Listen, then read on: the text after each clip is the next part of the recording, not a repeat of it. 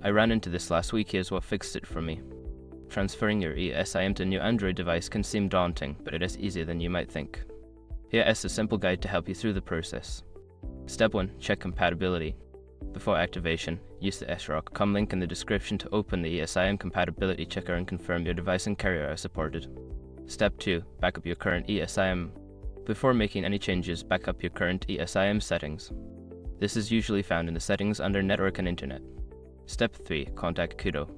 Reach out to Koodo customer service to inform them about your eSIM transfer. They may provide you with a QR code or activation details for your new device. Step 4. Activate eSIM on new device. On your new Android, go to Settings, then Network and Internet, and select Add Mobile Plan.